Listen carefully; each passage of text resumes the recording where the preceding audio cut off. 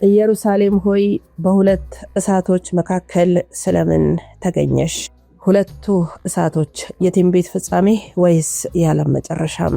ከአራተኛው መቶ ክፍለ ዘመን ጀምሮ ንግሥት እሌኒና ንጉሥ ቆስጠንጢኖስ የክርስቶስ መቃብርን ካገኙበት ጊዜ ጀምሮ ያለውን ታሪክ እንንገራችሁ። እናም ዛሬ ኢየሩሳሌም በእሳት መካከል ሰማያዊ እሳት ሆሊ ፋየር ሚስጥሩ በታላቁ ቅዳሴ ዘንድሮ ሚያዝያ 11 2026 እንዴት እንደሚወርድ ፓትርያርኩ ተፈትሸው ወደ መቃብሩ ሲገቡ መብራቶች በራሳቸው ሲበሩ ሰማያዊ ብርሃን ቤተክርስቲያኑን ሲሞላው የነበረው የ1600 ዓመታት ተከታታይ ምስክርነትን እንነግራችኋለን። በታሪክ እሳቱ ሳይወርድ የቀረባቸው ጥቂት ጊዜያት፣ ለምሳሌ መስቀላውያን ኦርቶዶክሶችን በከለከሉ ጊዜ እሳቱ ከአምድ ላይ ወጣበት ታሪክን በማንሳት ወደ ሚስጥሩ እንገባለን።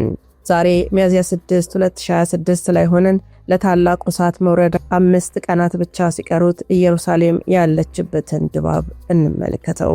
የጦርነት ነበልባል ውስጥ ናት እስራኤል። ኢራንና አሜሪካ ዓለምን ወደ ሶስተኛው የዓለም ጦርነት እያመሯት መሆኑን በዝርዝር እንፈትሸዋለን። ኢራን በመቶዎች የሚቆጠሩ ድሮኖች፣ ሚሳኤሎች ወደ እስራኤል ልባዊ ማዕከል መላኳን፣ እስራኤል የህልውና ዘመቻ በሚል ወደ ቴህራን ያነጣጠረችውን የሚሳኤል ዝግጅት፣ አሜሪካ በሜዲትራኒያን ባህር ላይ ያስጠጋቻቸውን ግዙፍ የጦር መርከቦችና የኒውክሌር ስጋትን በዛው እንዳስሳለን።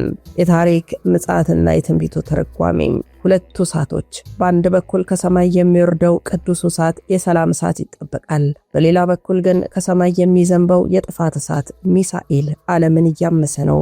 ኢየሩሳሌም ታፍናለች። የከተማዋ ጥንታዊ መንገዶች በጸሎት ፈንታ በወታደራዊ ጫማ ኮቴ መሞላታቸው፣ የቪያ ዶሎሮሳ መንገድ በታንኮች መዘጋቱን በዝርዝር እንነግራችኋለን። ብዙዎች ይህንን ሁኔታ የአርማጌዶን ጦርነት ሲሉ ትንቢታዊ እይታቸውን ይሰነዝራሉ። መጀመሪያ ይህንን እንመልከት። በቅዱሳት መጽሐፍት የተጠቀሱትን የጦርነት ወሬዎችና የመጨረሻው ዘመን ምልክት ከመጋረጃው ጀርባ እንገልጠዋለን።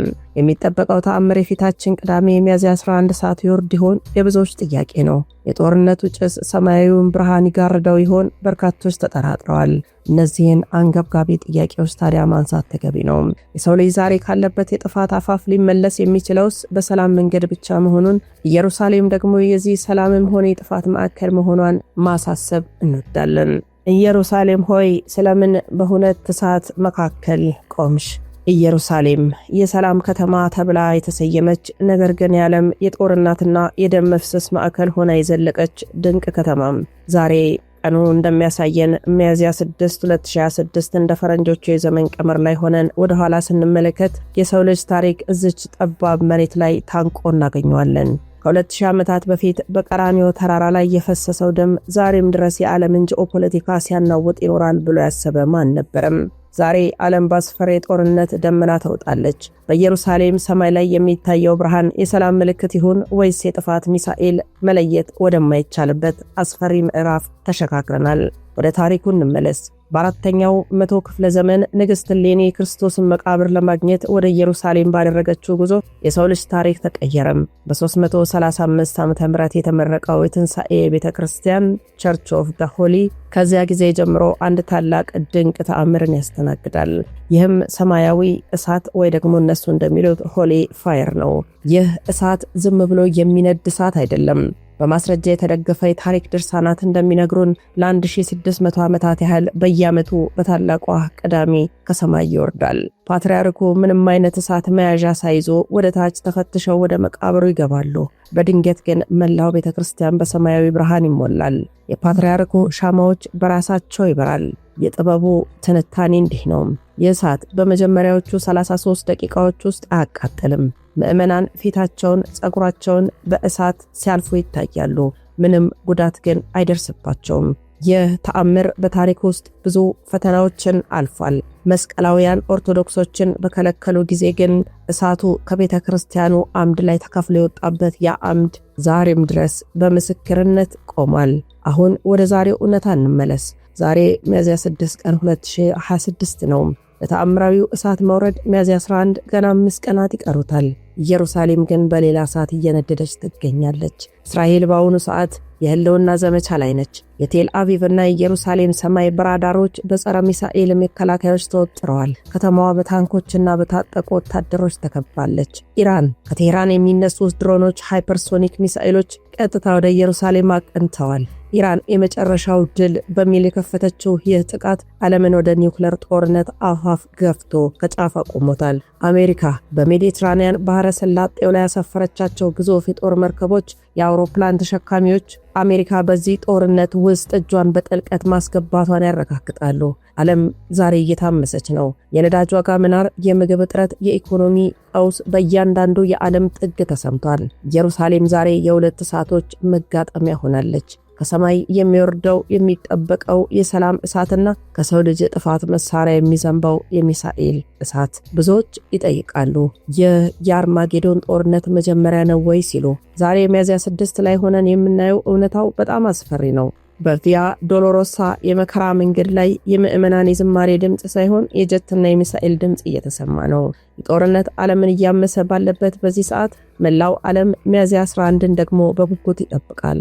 ያ ተአምራዊ እሳት በጦርነቱ ጭስ መካከል ዘልቆ ይወርድ ይሆን ወይንስ የሰው ልጅ ክፋት የታሪኩን መዝጊያ ጽፎ ይሆን? ኢየሩሳሌም ሁልጊዜም የምትነግረን አንድ እውነት አለ። ከሞት በኋላ ትንሣኤ፣ ከጨለማ በኋላ ደግሞ ብርሃን እንዳለ። እስኪ አሁንም እንዝለቅ። አሁን ላይ ሆነን ስንተነፍስ አየሩ በባሩድ ጭስና በዲፕሎማሲያዊ ውጥረት ተሞልቷል። የዓለም ሕዝብ ጉሮሮ ዛሬ በእስራኤል በኢራንና በአሜሪካ የጥፋት ስሌት ውስጥ ታንቆ ይገኛል።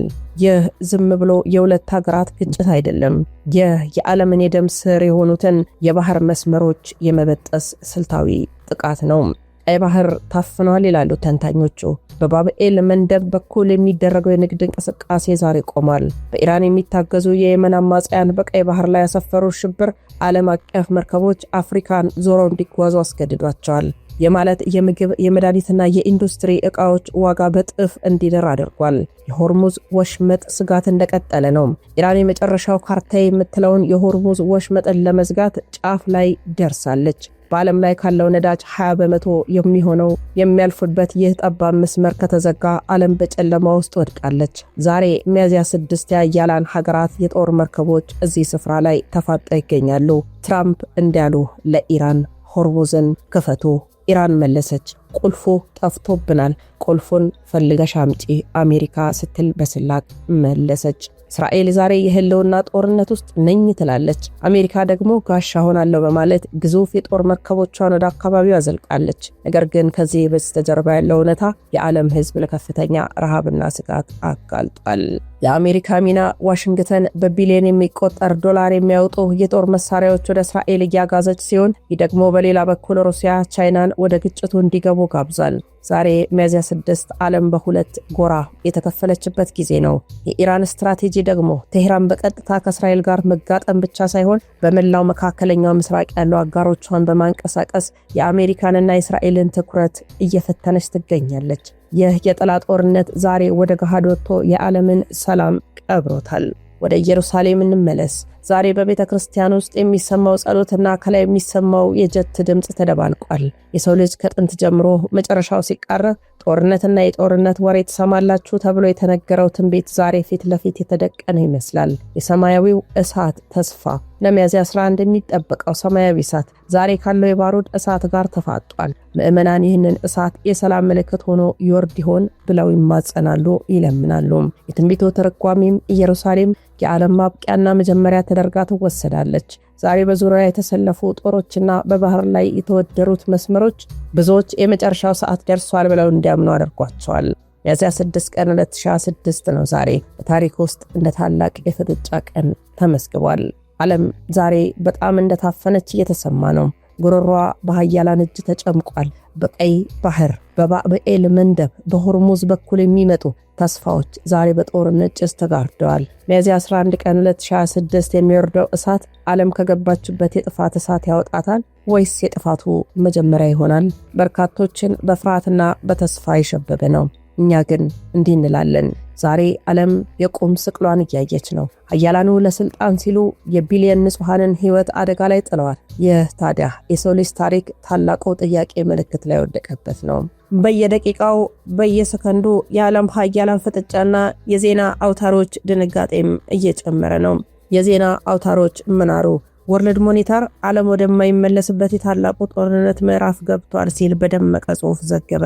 ሂንዱስታን ታይምስ የመካከለኛው ምስራቅ ቀውስ የኤዥያ ኢኮኖሚን አሽመድምዶታል በማለት የነዳጅ ዋጋ መናርና የንግድ መርከቦች መታገት በዝርዝር ዘገበ።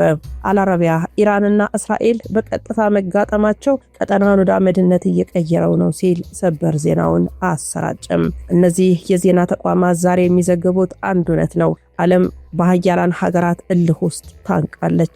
የባብኤል መንደብና የሆርሙዝ ወሽመጥ መዘጋት የዓለምን የደም ስር እንደመቁረጥ ይቆጠራል። ሚድል ኢስት አይ ዛሬ ባወጣው ዘገባ መሰረት የቀይ ባህር ሞገድ ዛሬ በደም ቀልሟል አለም። የየመኑ አማጽያን ከኢራን በተሰጣቸው ቀጥተኛ ትዕዛዝ በባብኤል መንደብ በኩል የሚያልፉ ማናቸው መርከቦች የሞት ቀጠና ውስጥ ከቷቸዋል።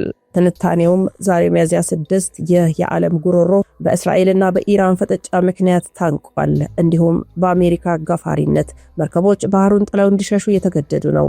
ይህም ማለት የኑሮ ውድነቱ በእያንዳንዱ የዓለም ጥግ ያለን በር አንኳኩቷል።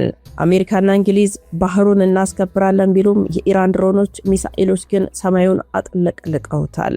ወደ ኢየሩሳሌም ስንመለስ ትዕይንቱ እጅግ ዘግናኝ ነው። የትንሣኤ ቤተክርስቲያን በከባድ መሳሪያዎች ተከቧል። ለሚያዝያ 11 2026 የሚጠበቀው ሰማያዊ እሳት ተአምር በሰማዩ ላይ ከሚታዩ የድሮን መንጋዎች ጋር ተፋጧል።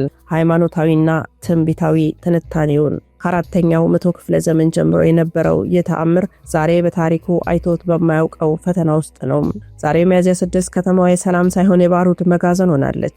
ወርልድ ሞኒተር እንደዘገበው ኢየሩሳሌም ዛሬ የሁለት እሳቶች መጋጠሚያ ሆናለች። የሰላሙ ሰማያዊ እሳት፣ የጥፋቱ ሚሳኤልም እሳት። እናም በታሪክ ታይቶ በማይታወቅ ቀውስ ውስጥ ነች ዓለማችን። የአያላኑ እልክ የቢሊዮኖች ሕይወት አደጋ ላይ ጥሏል። ከቀይ ባህር እስከ ኢየሩሳሌም፣ ከዋሽንግተን እስከ ቴህራን ያለው ገመድ ተወጥሮ ሊበጠስ ጫፍ ደርሷል። ዛሬ የነገርናቸው ዘገባ የጥፋቱን መጠን የሚያሳይ ነው። ከ5 ቀን በኋላ ደግሞ የሚጠበቀው ቅዱስ የሚወርደው እሳት ሰላምን ያመጣል ወይስ ዓለም በገዛ እጇ በለኮሰችው እሳት ትጋያለች? የብዙዎች ጥያቄ ነው። ሚያዝያ 11 ቀን 2026 የታሪካችን ታላቁ ምዕራፍ ይሆናል። እስከዚያው ግን ኢየሩሳሌም በታፈነ አተነፋፈስ ትጠብቃለች።